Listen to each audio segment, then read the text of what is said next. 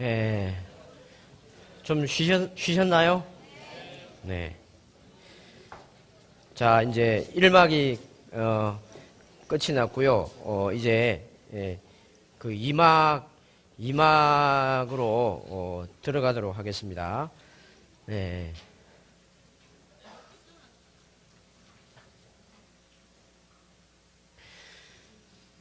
자, 이제부터 지금 저녁 저한테 허락한 시간 동안에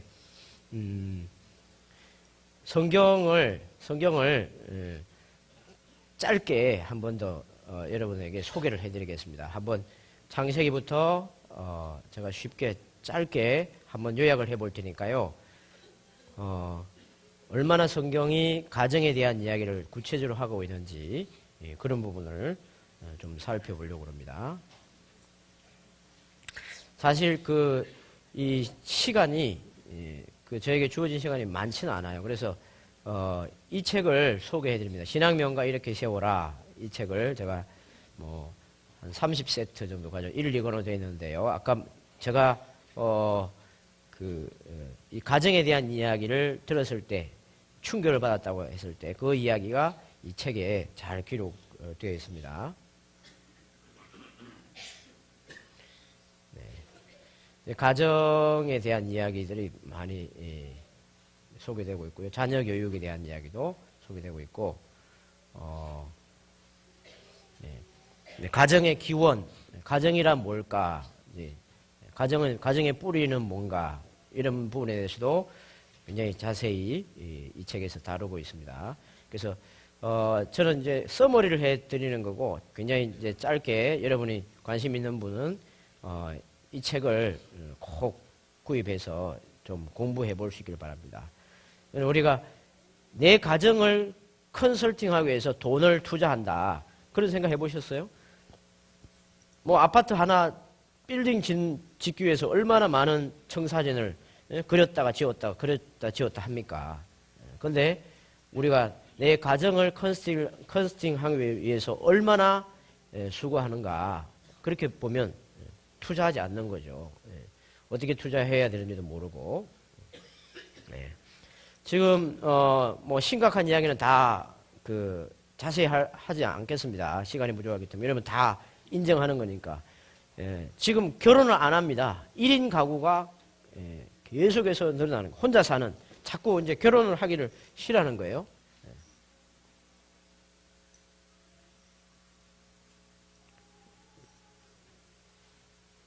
레이저가 너무 약하네요. 이거. 배터리 교환해야 되겠습니다.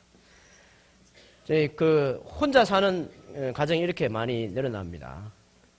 그리고 유명인들이 TV에서 막 농구를 하다가 친선 경기입니다.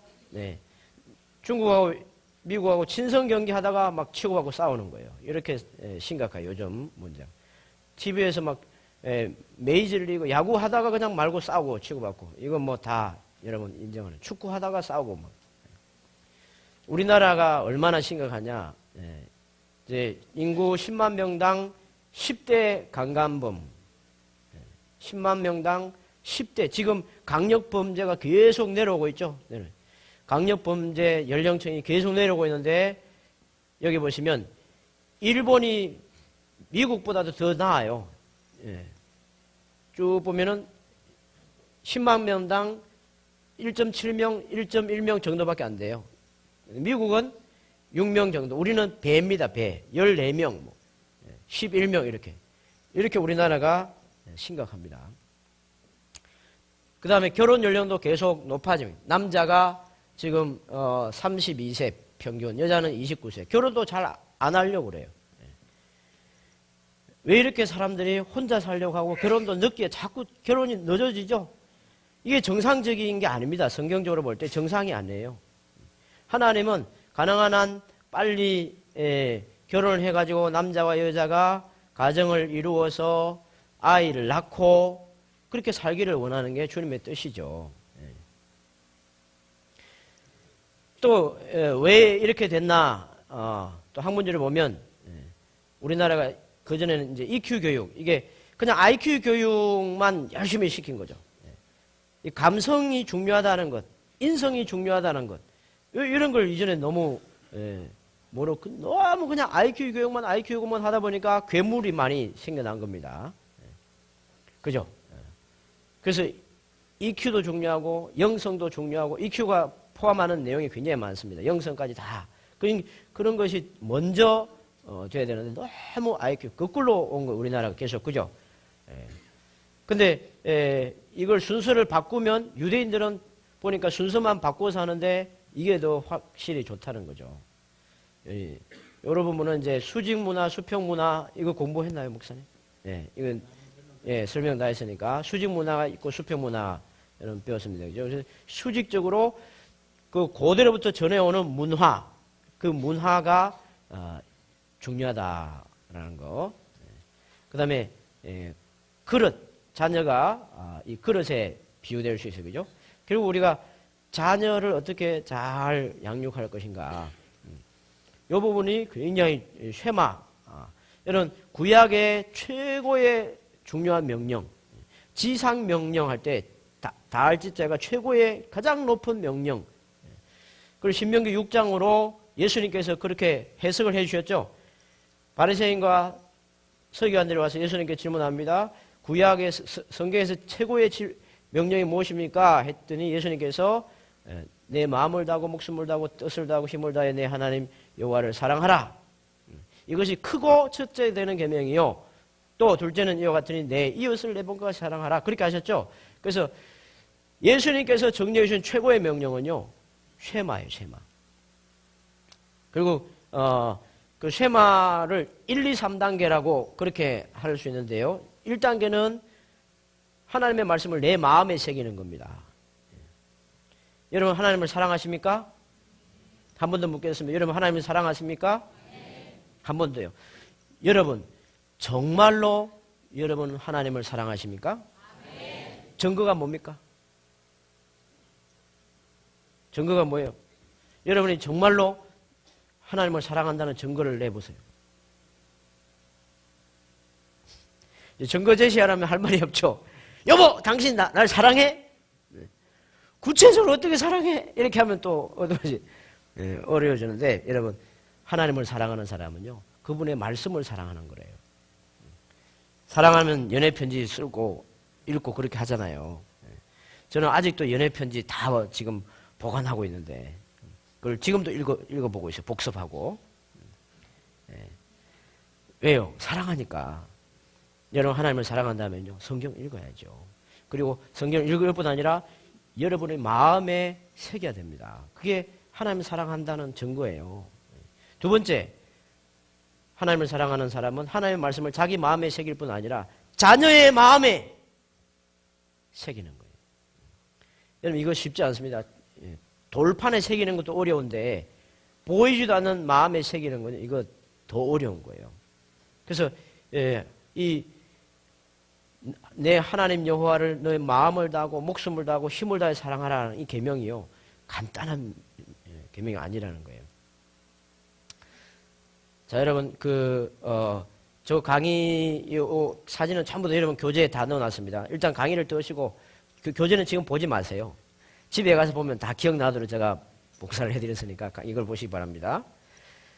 자, 여러분 성경을 뚜껑을 열면요. 제일 먼저 그 2장에 보면 하나님께서 아담을 만드시고 하와를 만드시는 그런 내용이 나오는데 여러분 이런 이런 질문 해보셨나요? 왜 하나님께서 에덴 동산에 흙이 그렇게 많은데 왜 아담 한 명을 지으셨는가? 그런 질문 해보셨어요? 아니 기왕 흙 묻힌 김에 하나님께서 흙으로 빚었다면서요. 하나님이 기왕 흙 묻힌 김에 아담 1, 2, 3, 4, 5, 6, 7 뭐 만들든지 호흡은 얼마든지 있어요. 그런데 흙 묻혀가지고 기껏 아담 한 명 만들었어요. 생육하고 번성하라고 해놓고선. 그죠? 그럼 굉장히 비효율적이에요. 왜 그랬을까? 이런 질문 해본 적이 있으세요? 그 다음에 여러분 아담의 갈비뼈가 좌우로 12개에서 총 24개입니다. 이렇게. 하나님께서 하와를 만드는데 수술했다고 그러죠. 그 배 땡김에 몇 개 끄집어내 가지고 안 하고 하나만 끄집어냈대요. 갈비뼈 하나만. 왜 그러셨을까? 이런 질문 해보셨어요? 왜 하나님은 아담 하나를 짓고 왜 하와 한 명을 지었을까? 여러분, 갈비뼈 굉장히 중요합니다. 여기 아주 유명한 축구 선수도 갈비뼈 부상했더니 몇 주 결장이에요. 갈비뼈 중요한 거예요. 왜 아담과 하와가 한 명 이렇게 했을까? 이렇게 이제 골라 잡아라 하면 참 좋았을 텐데, 그렇잖아요. 어떻게 보면 아담은 참 불쌍한 거죠. 선택의 여지가 없이. 이렇게. 한 명. 왜 한 명 했는가? 이게 말라기 2장 15절의 말라기 선지자. 마지막, 그 구약의 마지막 책은 이 질문으로 마무리. 하나님은 영이 많이, 하나님의 하나님의 영이 많이 있었음에도 불구하고 하나님은 한 아담을, 한 사람을 왜 하나를 지으셨을까? 왜 하나? 거기서 왜 한 여인을 만드셨는가? 그렇게 최종 질문하는 겁니다. 말라기 2장 15절에. 그러면서 답을 그렇게 달고 있습니다. 하나님께서 그렇게 하신 이유는 경건한 후손을 만들기 위해서다. 그렇게 하고 있어요. 경건한 후손. 이렇게 해서는 안 된다는 거예요. 일부 다처제, 이게 일부 다처제입니다. 일부 다처제나 또는 일처 다부제 가지고는 경건한 자손은 안 된다는 거예요. 여러분, 결혼해가지고 좀 살다가 마음에 안 들면 그냥 이혼해버리고 또 재혼하고 이혼해버리고 재혼하고 이혼하고 그렇게 해가지고는 경건한 후손이 안 만들어진다는 거예요. 여기서 경건하다는 말은 하나님을 닮았다라는, 하나님을 닮은 사람이에요. 하나님을 닮은 사람. 그죠? 그 하나님을 닮아가기 위해서는 먼저 경건한 부부가 있어야 된다. 그렇게 되는 거예요. 경건한 부부. 경건한 부부는 먼저 한 남자와 한 여자로, 그게 이제 충분 조건이에요. 한 남자에 두 여자, 세 여자 이렇게 하면 안 되고, 뭐 어쩔 수 없으면, 야구 같은 경우는 어쩔 수 없었지만, 또 이런 이야기하면 유대인들이 그러면 아브라함은요? 이렇게 또 질문하네요. 아브라함도 어쩔 수 없이 그렇게 되지 본심은 그게 아니었어요. 그래서 어쨌든 아브라함, 야곱이 어쩔 수 없이 그렇게 갔지만 하나님의 원래 뜻은 그게 아니었다라는 거예요. 경건한 후손입니다. 하나님을 닮은 후손. 하나님은 경건한 후손을 얻기 위해 이 하늘과 땅을 만드셨다. 그렇게 볼 수 있습니다. 천국에는 하나님을 닮은 사람들만 들어갈 거예요. 경건한 후손을 양육하기 위해 하나님께서 세운 첫 번째 제도는 시스템은 일부 일처제였습니다. 자, 말라기 2장 15절 같이 한번 읽어봅시다. 시작. 여호와는 영이 유효하실지라도 오직 하나를 짓지 아니하셨느냐? 어찌하여 하나만 지으셨느냐? 이는 경건한 자손을 얻고자 하심이라. 그러므로 내 심령을 삼가 지켜 어려서 취한 아내에게 괴사를 행치 말지니라. 라고 했어요. 이게 굉장히 중요합니다. 2장 15절. 제가 성경을 천독하면서 이게 너무 중요하다고 생각했는데 아니나 다를까 유대인들을 만나보니까 유대인들도 이 성경 구절을 너무나 중요하게 여기고 있더군요. 여러분, 한 사람이 한 사람을 오래 사랑하는 것, 이게 굉장히 어렵습니다. 여러분, 옛날에 껌 있죠, 껌. 제가 어렸을 때 껌을 씹는데요. 요즘은 껌이 많이 나오지만 제가 어릴 때는요, 껌을 어떻게 씹었냐면 껌이 너무 귀했거든요. 그래서 조금 씹다가 단물 빠지기 전에 벽에 붙여놔야 돼요. 그 다음에 또 꼬들꼬들해지면 또 뭐 딱 단물 빠지기 전에 어디 몰래 붙여놨다가 또 그걸 그렇게 해가지고 한 달씩 씹는 거예요. 껌을. 여러분, 이거 껌 한 조각도요, 잘 씹으면 한 달 씹었어요. 요즘은 상상도 못하죠. 그렇게 귀했으니까요. 여러분, 껌 하나도 잘 씹으면 한 달 씹을 수 있어요. 그 여러분, 부부지간도 그래요. 그게 몰라서 그렇지. 여러분, 한 여인을, 한 남자를 오래오래 사랑하는 그 비법이 그 성경에 있는 거예요. 할렐루야. 성경은 우리가 그간 잘 몰라서 못 배우는데 잘 읽어보면 다 그런 이야기예요. 사랑은 오래 참고 이렇게 가죠. 하여튼 오래 가야 돼요. 그러면 힘이 들어도 고달퍼도 부부싸움을 할지라도 이혼하지 않고 어쨌든 견뎌내고 그렇게 일단 해야 되는 거예요. 가능한 한 오래 버텨야 돼요. 오래. 그렇게 버티는 게 일단 기본이에요. 그래서 이제 기왕이면 그게 그런 버팀이 아니고 아주 성경적으로 다 멋지게 이렇게 굴러가면 얼마나 좋겠습니까? 네, 경건한 후손. 하나님을 닮은 후손입니다. 하나님의 씨라고도 합니다.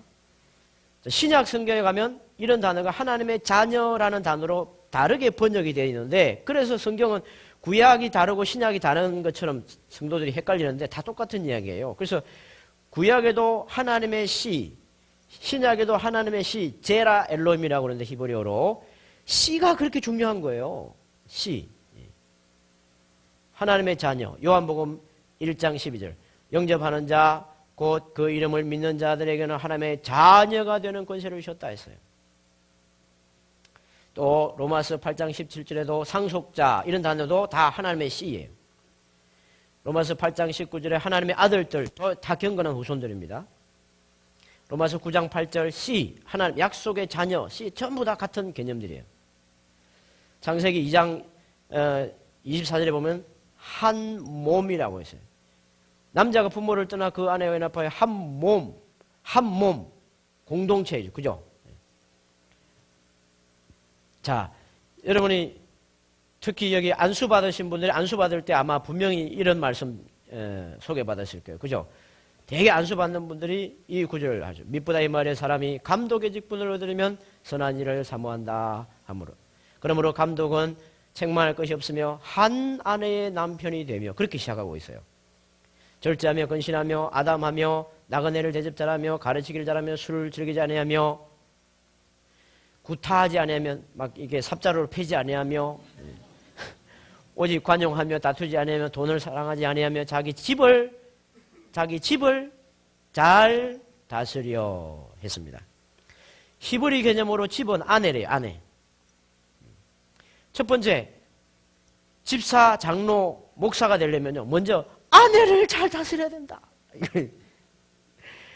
구타하고 막 패고 해가지고 그렇게 해서 되는 게 아니라 잘 다스려야 된대요. 그리고 자녀들을 모든 단정함으로 복종하게. 여러분 자녀가 어떻게 여러분에게 복종 잘합니까?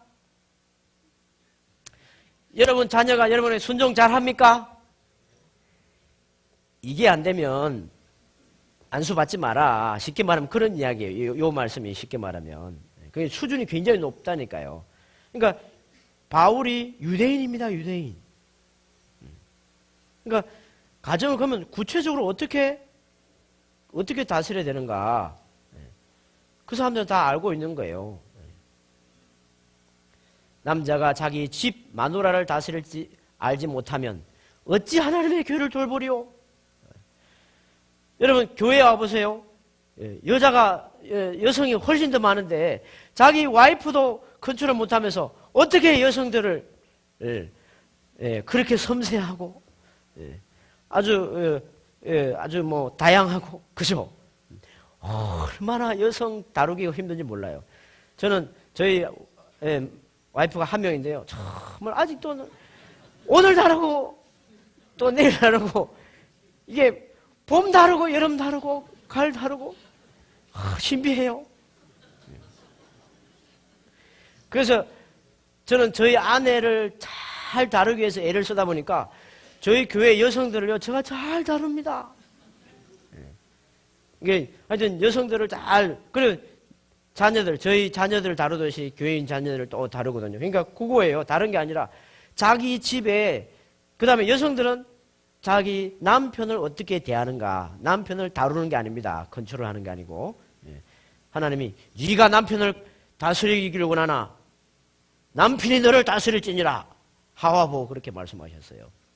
그러니까 자매들은 그러면 남편을 어떻게 대해야 되는가? 이걸 잘 또 공부하면 교회 생활 수월해지는 거죠. 그 성경이 다 사실 이야기를 한다는 거예요. 이야기를 끊임없이. 디도서 1장 5절에도 그렇습니다. 내가 너를 그레데에 떨려준 이유는 부족한 일을 바로잡아 나의 명한 대로 각 성에서 장로들을 세우게 합니다. 장로들은 책망할 것이 없고 한 아내의 남편이 된다.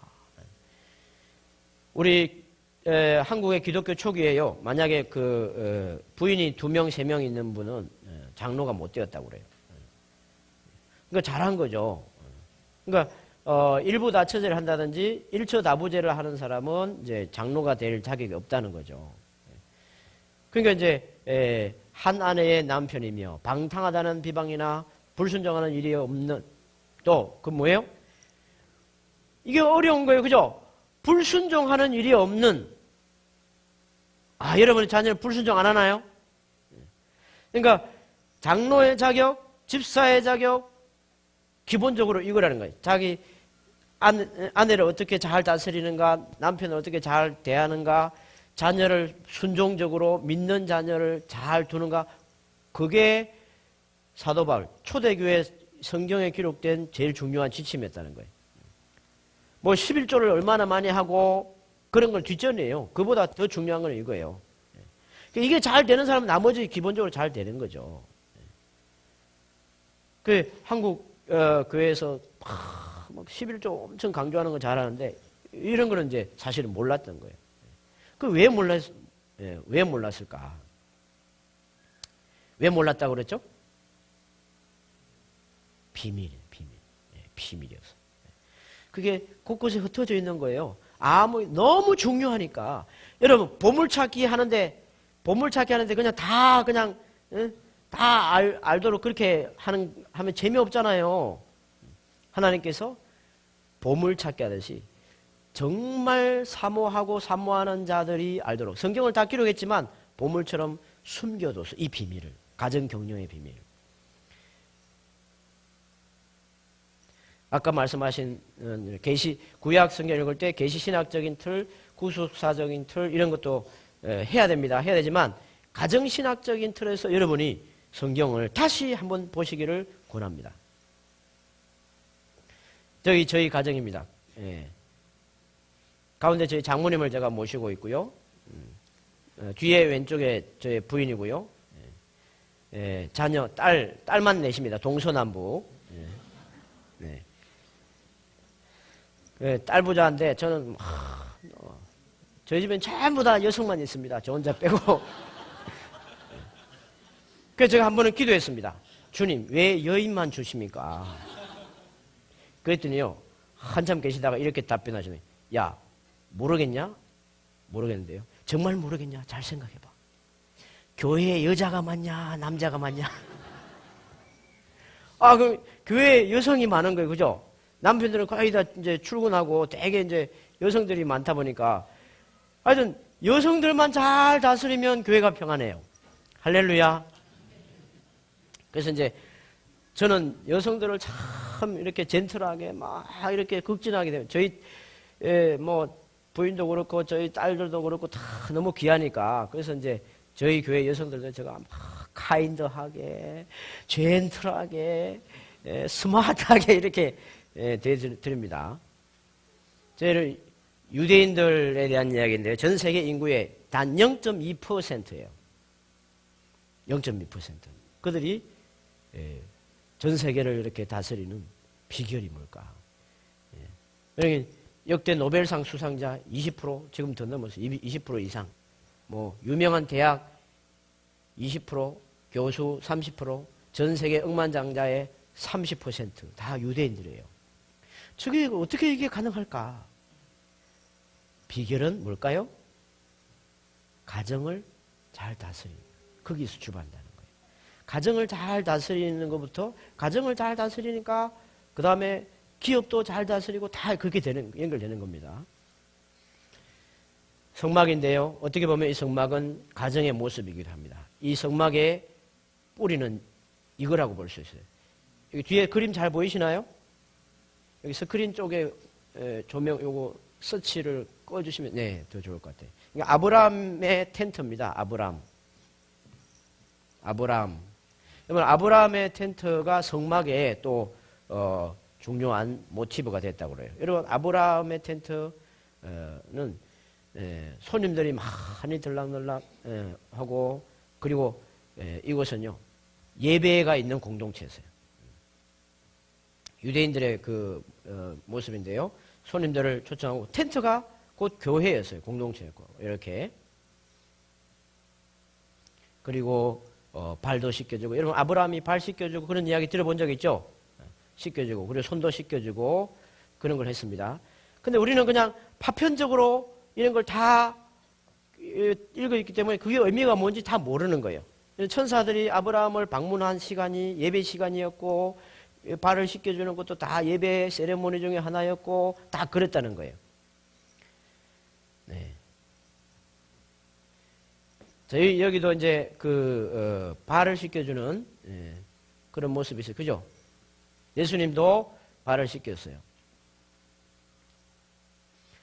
그 다음에 이제 옛날 그림 중에 이런 이제 떡을 나누고 아브라함이 천사 3명에게 떡을 공개하는 제공하는 이런 장면들 다 예배와 연관된 부분입니다. 자, 그러면 이제 이런 전체를 가지고 저희 가정에서는 예배를 과연 어떻게 이걸 이제 한국식으로 이제 유대인들이 하는 그걸 가지고 한국식으로 바꾼 걸 한번 보여드리겠습니다. 보여드릴까요, 말까요? 네. 여러분 이걸 여기 이런 예배를 하는데 제가 성경을 천독시긴 하고 유대인들의 삶을 배워가지고 한국식으로 기독교적이고 한국식으로 지금 바꿔서 지금 예배를 드리고 있는데요. 여러분들이 저처럼 우리 가정처럼 그대로 하라는 말은 안 합니다. 저기 지리산 촌에서 태어나가지고 하여튼 성경을 막 억수로 많이 읽었다는 목사가 그 다음에 뭐 유대인 삶을 배웠다는 목사가 왔다 갔는데 가정 예배를 하여튼 저렇게 드린다더라. 이걸 한번 생각해 보시고 그럼 여러분은 우리는 어떻게 할까? 그런 부분을 여러분 한번 좀 고민해 보면 좋겠어요. 왜 저렇게 예배를 드리는가? 순서가 우리는 토요일 저녁 6시가 되면요. 우리 가족들이 다 모여서 예배를 시작합니다. 잠옷 차림으로 하지 않고요. 아까 잠옷 입고 했죠? 팬티 입고. 그 유명한 장신대 신대원생도요. 이 성경적 예배를 몰라가지고 팬티 입고 했다니까요. 신혼초에. 그러니까 안 배우면 모르는 거예요. 본 적이 없으니까 삽자로 될 뻔했죠. 저도 잘못했으면. 토요일 저녁에 하는 이유가 있습니다. 여러분 뭐든지 성경적으로 하는 게 가능한 한 좋다고 저는 믿습니다. 동의하시면 아멘 해봅시다. 우리가 도저히 지킬 수 없는 거 지금 지키지 않아도 되는 거 그런 것도 많이 있어요. 성경에 이미 이제 예수님께서 다 해결하는 그런 제사법이라든지 그런 것들은 지키지 않아도 되는 게 있어요. 근데 지금도 우리가 지키면 좋은 법들이 훨씬 많이 있습니다. 그래서 하나님이 지키기를 원하는 지금도 여전히 우리가 지키기를 원하는 법. 여러분 지금은 우리가 구원받은 이후예요. 구원받은 이유는 이게 천국 들어가기 위해서 지키는 게 아니라 천국을 맛보기 위해서 지키는 거예요. 그래서 예수님을 믿었으면 구원받았으면 구원받은 사람답게 복을 누리려면요 하나님의 지혜가 담겨있는 그 책을 읽고 하나님의 그 지혜를 배워서 사랑해야 한 사람을 오래 사랑할 수 있는 검은 머리 팥불이 될 때까지 사랑할 수 있는 비결이 이 책에 있다는 거예요. 그래서 토요일 저녁에 하는 이유는 그렇습니다. 우리는 이게 하루 신학이라고 그러는데요. 하루가 성경적으로 언제부터인가 이런 고민 여러분 해보셨어요? 우리나라가 언제부터 12시 땡 치면 하루가 시작됐죠? 일제시대 때부터. 사실요, 우리 그 일제시대 이전에 조선시대 저 이전은요, 오히려 우리가 유대인하고 똑같았어요. 우리도요, 원래 해가 지면 하루 시작했어요. 고대 이런 문헌들을 조사해보면. 그 전 세계가 지금 다 하루 시간 카운트하는 법이 다 다릅니다. 지금 전 세계 많은 국가들이 있지만 그 중에 성경대로 해가 지는 때부터 24시간을 그렇게 하는 국가들이 많이 있어요. 그러면 여러분, 기왕이면 다홍치마라고 기왕이면 성경대로 해야 복을 받을 거 아니에요. 여러분, 우리 하나님은요, 복을 주실 때, 여러분, 우리가 은혜로 구원은 받았지만, 그 다음 복을 받는 것은 우리가 하는 것만큼 복을 받는 겁니다. 예를 들어서 주님의 날, 주일 보세요, 주일. 주일 굉장히 중요해요. 주일을 지키는 게 중요합니까? 중요합니까? 중요하죠. 그런데 우리 시와 동산교회는 몇 시부터 몇 시까지죠, 목사님 주일을 그렇게 정했나요? 없을 때 안타. 저희 교회는 제가 이제 2008년에 개척을 했는데 개척과 동시에 선포했습니다. 우리 세비중심교회는 주일은 토요일 해지는 시간부터 24시간입니다. 그렇게 시작했어요. 저는 우리 시와 동산교회가 이거부터 한번 좀 자꾸 해보면 좋겠어요. 그러면 이걸 하루 신학에, 여러분 보세요. 저녁이 되고 아침이 되니 이는 첫째 날이라. 저녁이 되고 아침이 되니 이는 둘째 날이라. 그렇게 했죠. 그게 무슨 의미인지, 그 유대인들은 옛날부터 그 해석이 그게 무슨 의미인지 하루가 그렇게 된다는 거예요. 그래서 하나님께서 하루를 정할 때는 어둠을 먼저 통과한 다음에 빛을 보게 그렇게 했다는 거예요. 여기에서도 신학적인 교훈이 다 있어요. 인생이란 빛을 먼저 통과해서 어둠으로 가는 것이 아니라 어둠과 고난을 겪고 나서야 희망찬 빛과 즐거움, 딜라이트를 맛볼 수, 그게 이제 하루 신학이에요. 하루라는 그 24시간 속에서 하나님은 신학을 심어두셨다는 거예요. 멋있지 않아요? 고난 없는 영광이 어디 있습니까? 그죠? 가난을 통과해야죠. 역경을 통과해내야 되죠. 그래야 빛으로 간다. 이게 하루 신학이에요. 그래서 여러분, 하나님은 계산기가 굉장히 정확합니다. 저울에 달아서 복을 주신다니까요. 근데 여러분, 우리가 주일을 지킬 때, 토요일 매 저녁에 막 그 토요일은 밤이 좋아 막 이렇게 해가지고 그 노래가 이제 문제야. 토요일은 밤이 좋다 해서 전부 다 막 밤 구경하러 전부 다 싸돌아다니다가 12시 땡 치면 그때부터 주여. 그래가지고 이제 24시간 경건하게 그렇게 보내는데 성경적인 잣대로 보면 6시간 손해본 거예요. 그리고 보면 주일 저녁 예배라고 부르는데 그 전부 다 뭐예요? 월요일이야, 월요일. 이해되세요? 우리 시와 동산교회는 주일 저녁 예배 있나요? 2시, 다행이네. 24시간 안에 들어갔습니다. 그게 좋은 거죠. 근데 여러분 성경을 보니까요, 절기들을 다 조사해보면요, 초저녁에 가정 예배를 다 드렸어요. 그러니까 원래 하나님께서 절기 때마다 공동체 예배에 나가기 전에 저녁에 전부 다 가정 예배를 드렸습니다. 성경 다시 읽어보세요. 그리고 여러분 보세요. 성경을 제대로 느끼기 위해서는 이걸 아예 바꾸는 게 좋아요. 체제를 성경적으로. 여러분 보세요. 저녁이 탁 오면은, 저녁이 되면은, 저녁이 이제 오잖아요. 그러면 이걸 자꾸 이제 체제를 바꾸면, 새로운 하루가 시작되었구나. 그렇게 느껴봐요. 근데 여러분, 저녁 되면 이상하게 힘이 생기지 않던가요? 초저녁 되면. 그게 보면 이게 저 느낌으로는요, 이게 해가 지면 힘이 빠질 것 같은데, 이상하게 해가 질 때쯤 되면 눈이, 또렷또렷해지면서 힘이 생겨요. 그러다가 이제 좀 이따가 이제 자고, 이제 그렇게 되는데, 이게 이제, 요런 각도에서 성경을 읽어봐요. 요런 각도에서. 그러면 성경 곳곳에 성경을 기록한 사람은 저녁이 시작될 때 하루를 느꼈어요. 시인들도. 그렇게 체질을 성경적으로 바꿔볼 필요가 있습니다. 그러니까 하나하나 사실은 여기부터 한번 깊이 생각해 봐야 돼요. 이제 초에 불을, 그러면 저희 아내가 초에 불을 밝힙니다. 저녁에 해가 지기 전에. 팬티 바람으로 그냥 대충 하는 게 아니라.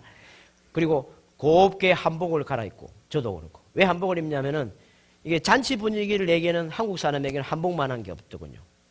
그러니까 이 날이 잔치 날이에요. 절기. 주일이란 절기 잔치날, 잔치 분위기를 내기에는 이게 한복을 입고 해보면 잔치 분위기, 우리 한국 사람 이게 정서예요. 어쩔 수 없어요. 이게 이제 문화적인 그런 것들을 한번 해보는, 꼭 한복 안 입어도 우리는 잔치 분위기 난다 그러면 그렇게 하세요. 우리는 원래 그냥 이런 거 입어야 잔치 분위기 난다 그러면 뭐 어쩔 수 없어요. 그러면 한국인이 아닐 수도 있어요. 그러면 이제 일본 사람이면 기모노를 입든지 해야 되겠죠. 그러면 제가 축복 기도를 해주고요. 그 다음에 찬양을 하고, 봉헌을 하고, 그 다음에 정결 예식을 하고, 회개 기도를 하고, 찬양을 하고, 분잔 분병을 하고, 식사하면서 성경 공부를 합니다. 그리고 찬양하고, 광고 기도, 합심 기도, 주님 기도, 이렇게 진행되는데요. 먼저 토요일 오전이면 온 식구들이 청소해요. 토요일 오전에. 애들도 막 이렇게 청소합니다. 그 예배를 준비하는 겁니다. 토요일 저녁에 이제 주일이 시작되니까 예배를 위해서 이 청소를 열심히 가르칩니다. 그래서 우리 딸들은요, 청소 억수로 잘해요. 애들이 다 합니다.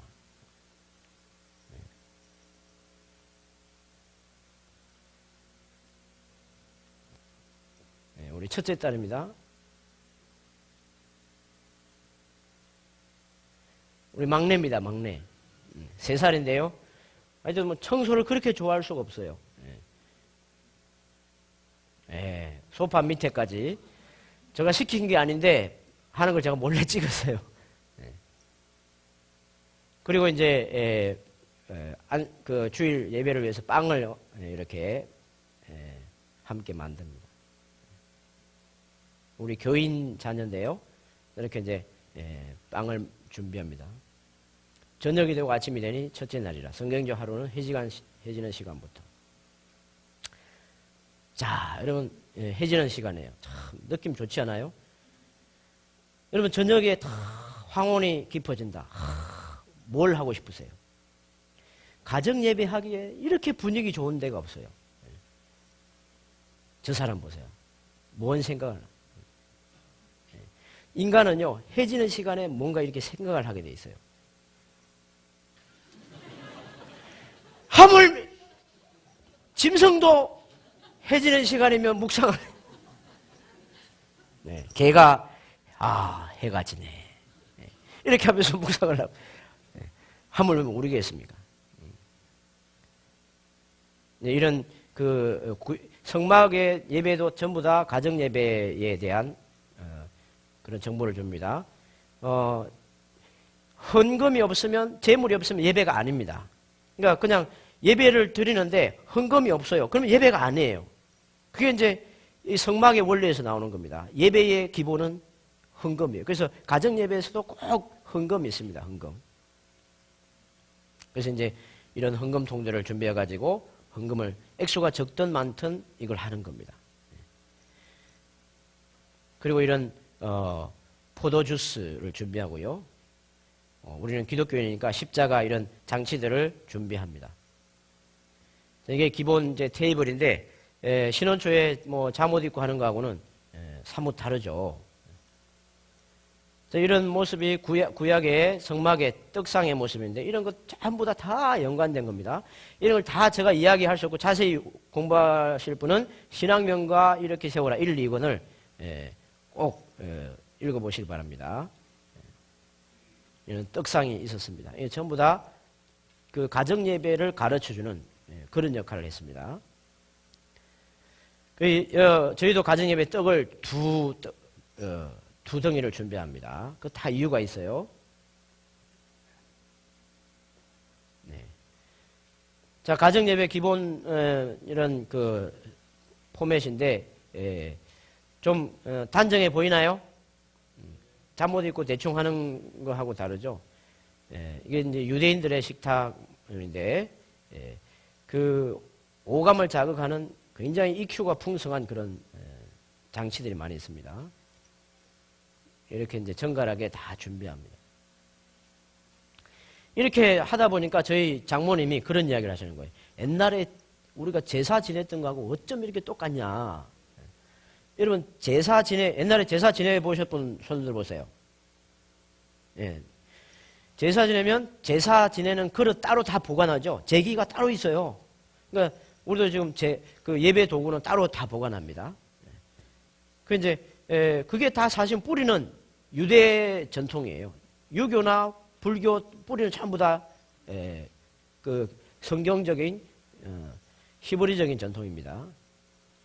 초반부에 제가 이제 가장이 예배가 준비 잘 되는 또 전체 이제 점검합니다. 저도 이제 한복을 입고 하죠. 잠옷 입지 않고 이제 베스트 드레스를 하는 베스트 온 가족이 최고의 옷을 입고 연출을 하는 거예요. 그러면 이제 저희 아내가 초에 불을 밝혀.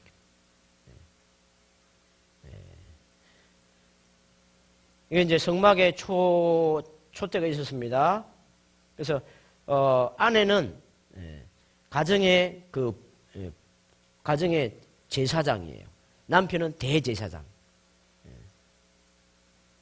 이렇게 제사장들이 초에 불을 밝히는 거예요.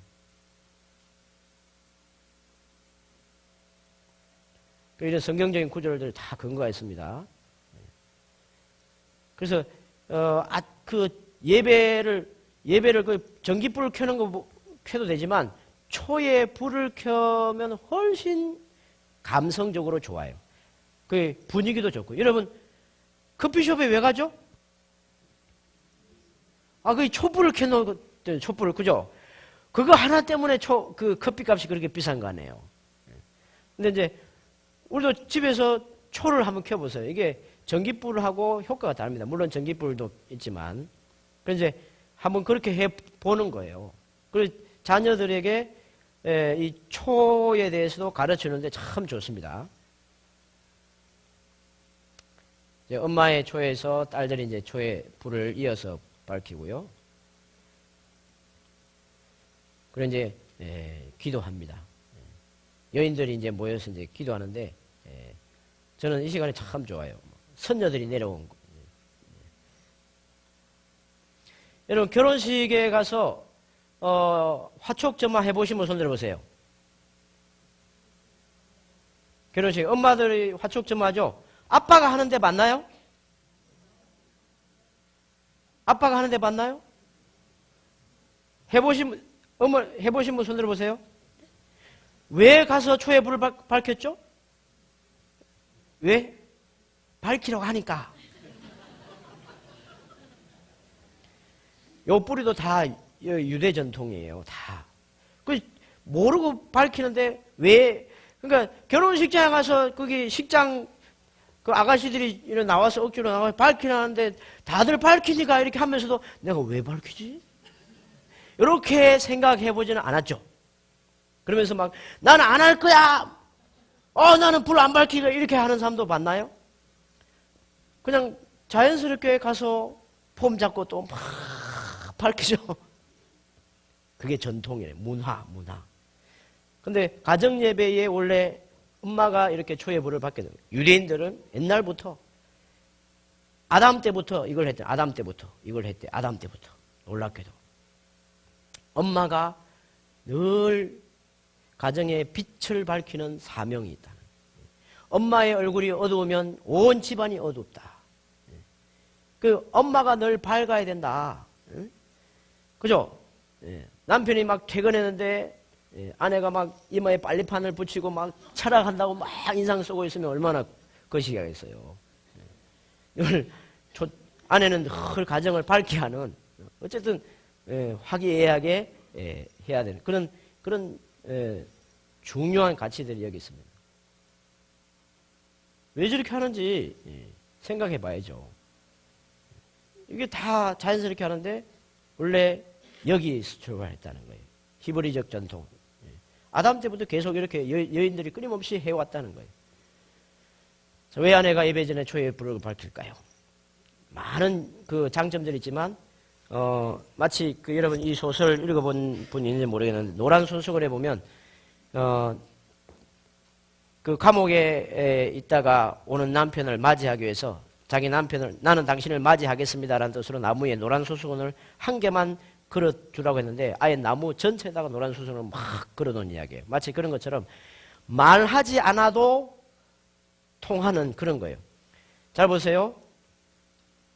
오늘 내가 가정 예배를 드릴 준비가 됐는지 안 됐는지 아내가 초의 불을 밝히는 걸 보고 아는 거예요. 여보, 가정 예배 드릴 거야 안 드릴 거야? 이렇게 말할 필요가 없어요. 남편이 딱 들어와가지고 초의 불이 켜져 있어요. 아, 그러면 아내가 준비됐구나. 초의 불이 꺼져 있어. 아, 기분이 안 좋으시구나. 그러면 가만히 있어야 돼. 그걸 왜 이때 그 초의 불도 안 밝혔냐면서 막 그렇게 하고 막 그렇게 하잖아요. 그러면 이제 부부싸움이 되는 거예요. 그러니까 이게 서로 보이지 않는 감성을 이렇게 나누는 장치가 됩니다. 자, 여러분 보세요. 저희 아내가 이제 무릎을 꿇고 저에게 안수기도를 받는 거예요. 결혼 11년 만에 한 겁니다. 이게 결혼 11년 만에. 그러니까 그전에는 그 예배에 대해서 몰라서 막 그렇게 했는데 얘는 얼마나 복이 좋아요. 아내가 겸손하게 무릎을 꿇고 남편에게 기도를 받는 거예요. 왜냐하면 남편이 대제사장이니까 하나님은 대제사장의 오른손이 올라가는 순간 복을 주겠다라는 게 그게 하나님의 약속이에요. 그러니까 여러분 남편들 오른손 들어보세요. 남편 되시는 분 오른손 들어보세요. 네. 여러분 혹시 간혹 오른손이 왠지 간질간질하다 그런 느낌 혹시 가져본 적 없으세요? 이게요 능력의 손이에요. 이걸 써야 되는데 안 쓰니까 자꾸 간질간질. 그래 이게 쓸 줄 몰라서 막 이게 쥐어받고 그렇게 하는데 이게 아니에요. 하나님은 오른손 남편들의 오른손에 권위를 주셨대요. 그게 성경에 구구절절 있는 거예요. 남편의 오른손이 머리에 닿는 순간 하나님이 복을 주시겠는 거예요. 그래서 야곱과 에서 이야기 들었죠. 막 서로 막 받겠다고 막 머리 뒤밀고 그런 거 하는 거예요. 서로. 에브라임과 므낫세도 아비의 오른손이 누구에게 올라가느냐에 따라서 운명이 결정된다는 게 성경 이야기예요. 그러니까 이렇게 중요한 게 아비의 오른손입니다. 근데 여기 아버지들이요. 여태껏 이 오른손 제대로 못 써먹어봤죠? 회개하시기 바랍니다. 이 손은 거룩한 손입니다. 식구들을 위해서. 내가 능력이 있건 말건 그건 상관없어요. 하나님이 나를 가장으로 세운 순간 나는 권위자요. 내 오른손은 하나님의 복의 약속이 있는 거예요. 올리는 순간 그러면 복을 받으려면 아내들은 어떻게 될까요? 기어 들어가야죠. 이렇게 좀 해달라고. 자꾸 좀 해달라고. 자녀들도 아빠 축복해 주세요. 여보 축복해 주세요. 우리 성도님 가정입니다. 멋있죠? 여러분 이게 되는 게 쉽지 않습니다. 이게 이 부분은 이혼 직전까지 가가지고 이제 그 저희 교회에서 이제 와서 회복돼가지고 지금 여기까지 간 거예요. 지금 잘 살고 있습니다. 자녀들도 잘 키우고요. 이혼하지 않고. 여러분 이 여자가요. 이 여자 집사님이 얼마나 기가 센지 몰라요. 똑똑하고 예쁘고 콧대 높고 절대 남편한테 이렇게 무릎 꿇을 여인이 아닌데 성경적 가치를 배우더니 스스로 한복 입고 무릎을 꿇고 기도해달라고. 할렐루야. 네. 여러분 아내들이 왜 그렇게 자꾸 병들어가느냐면은 남편에게 축복을 안. 여러분 여기는 시흥에 사시는 분들은 잘 아시는지 몰라도요. 우리 저기 경상도 저기 지리산 아빠들은요, 늘 세 마디밖에 안 한대요. 퇴근하고 와가지고 밥 줘. 해가지고 밥 먹고. 뭐 아들은 뭐 공부하고 있습니다. 자자. 그게 끝이야. 그리고 평생 아내한테 욕하고 막 저주하고 축복을 할 줄 몰라요. 축복을. 저희 아버지가 그랬어요. 그게 좋은 게 아닙니다. 여러분, 여성들은요, 하여튼 여성들은 귀가 이게 하나님이 귀를 발달시켜가지고 여성들은 하여튼 사랑한다는 말을 귓구녕으로 들어야 은혜를 받는데요. 그렇게 하나님이 그렇게 만드셨어. 남편은 눈으로 보는 거를 이렇게 만족하게 하고. 그러니까 남편은 눈으로 봐야 은혜를 받아요. 그러니까 여성이 막 퇴근을 했는데 남편이 퇴근을 했는데 여성이 막 몸빼 입고 막 침 흘리면서 막 아직 눈곱도 안 떼고 이렇게 막 다리 꼬고 소파에 앉아 있으면 막 정 떨어지는 거예요. 여러분, 이집트에서 이스라엘 백성들이 살아갈 때 그 남자들이 막 진흙을 이기고 막 벽돌을 긋고 해가지고 막 허리가 휘어질 정도로 해가지고 돌아가잖아요. 그러면 그때 유대인 여성들은요, 그 청동 거울을 가지고 막 꾸미고 예쁘게 화장해가지고 남편을 맞았대요. 그러면 그 지친 얼굴로 와가지고 자기 와이프를 보는 순간 쉐임이 돋는 거예요. 그래서 가정생활을 또 하고 부부생활도 해가지고 애들이 그렇게 많이 태어났다는 거 아니에요. 그 바로왕이 그래서 감당을 못해가지고 어떻게 그렇게 애들이 많이 태어났냐. 그렇게 지치게 만들어서 집에 보내도 또 가정생활을 잘해. 그 비결은 여인들의 거울에 있었어요. 여인들의 거울. 그래서 하나님은요, 그 여인들의 거울을 가지고 물두멍을 만들었습니다. 이게 놀라운 거예요. 그래서 이제 서로 이게 이제 되어야 되는 거예요. 여러분, 예수님께서 이렇게 축복 기도해 보셨죠? 서로 막 축복을 자꾸 해줘야 돼요. 축복을. 평생을 사는데 맨 축복하지 않고 지냈다. 그럼 천국 가면 아마 혼날 거야. 그죠? 축복할 기회를 줘야지 또 서로.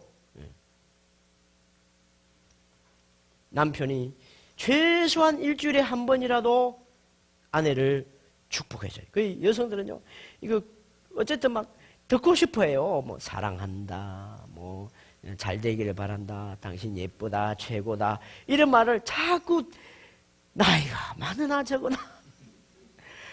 자꾸 이걸 듣고 싶어 한대요, 여성들은. 남편이 이렇게,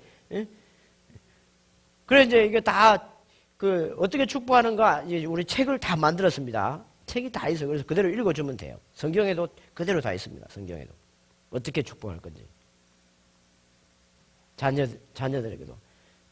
막 육두문자 써가면서 야 이놈아 막 해가지고 저주하고 협박해가지고 그렇게 하는 것보다 축복 자꾸 칭찬해가면서 축복하면서 자녀를 기를 수 있습니다. 아버지의 오른손. 아버지들이요, 오른손을 써먹으시기를 간절히 바랍니다. 이 권능의 손을 낭비했다가는 나중에 뭐가 잘못될지도 몰라요. 자꾸 써먹어야 돼요. 그래야 남자는 오른손을 자꾸 써먹어야 남자도 건강하고요, 아내도 건강하고 자녀도 건강하고. 하나님이 그렇게 만드셨어요. 그리고 제가 아내를 위해서 노래 불러주는데 이거는 어떤 남성들은 나는 절대로 이거는 못하겠다. 그런 분도 있어요. 그건 예배 아직 전이기 때문에 이게 안 되는 사람은 그래. 그럼 하지 말고 나중에 예배부터 해. 이렇게 하기도 해요. 하여튼 자기 와이프를 위해서 노래 하나 못 불러주겠다는 거예요. 이제 그런 남편들도 있기는 있습니다. 그래서 제가 사랑의 노래를 불러줘요. 그래서 이때 일주일 동안 그 가정을 돌보면서 수고한 아내의 그 스트레스가 확 풀리는 거예요. 이렇게 엄마를 또 축복해 주는 거예요. 나중에 아버지를 축복해 주는 시간도 있습니다. 그리고 축복기도 하고 엄마 감사합니다. 자녀들이 가서 안아줍니다. 할머니 감사합니다. 안아주고요. 그리고 끝나면 제가 잠언 31장 28절에서 29절에 있는 것처럼 그의 자식들은 일어나 감사하며 그 남편은 칭찬하기를. 여러분 성경에 잠언 31장 28절 29절에 이런 말씀이 기록되어 있는데 유대인들의 전통을 한 번도 못 본 사람은 도대체 이 말씀은 어디에 써먹는 건지 모르는 거예요. 근데 유대인들이 예배 드릴 때마다 이걸 하거든요. 그리고 자녀들은 그대로 일어나요. 남편들은 자기 아내를 칭찬해. 이 구절 그대로 오늘날도 덕행 있는 여자가 많지만 당신이 모든 여자보다 뛰어납니다. 이 세상에 덕행 있는 여인들이 많이지만 하나님을 경외하는 당신의 말로 나와 우리 가정의 최고의 연애예요 하면서 제가 저희 아내를 막 애들이 보는 가운데서 이렇게 막 갈비뼈가 막 으스러질 정도로 안아줘요. 그러면 애들이요 이 장면을 그렇게 좋아할 수가 없어요. 저는 우리 아버지 어머니가 늘 아버지가 막 걸핏하면 막 고함 지르고 막 삽자루 들고 막 그런 집안에서 살았어요. 그러니까 사랑의 표현을 못하는 거야. 못 배운 저희 아버지 같은 경우는. 그러니까 사랑한다는 표현을 뭘 욕을 하는 거예요. 좋아도 욕을 하고. 그 욕을 듣다 보면 그게 좋다는 이야기를 못 해가지고 욕을 하는 거예요. 알고 보면. 그 저는 저희 아버지가 우리 어머니를 이렇게 꼭 껴안아주는 걸 본 적이 없어요. 저희 형님들도 어디서 껴안는지 모르지만 하여튼 안 하는 거야. 안방에서 했겠죠. 근데 자녀들을 보는 앞에서 이렇게 해주면 참 좋습니다. 자녀들이 안정적이고 이걸 뭐 매일 할 필요도 없어요. 그 일주일에 한 번 예배 때 이렇게 하는 겁니다. 그리고 실제로 이제 손에 물을 부으면서 이렇게 회개 기도하는 거예요. 여러분 그 물두멍에서 제사장들이 손을 이렇게 씻으면서 회개 기도했습니다. 그 자녀들에게 회개는 뭐냐? 여러분 회개가 뭐라고 자녀들에게 설명해 주겠습니까? 이걸 이제 배우면요 간단해요. 씻는 거다 그냥 씻는 거 간단해요.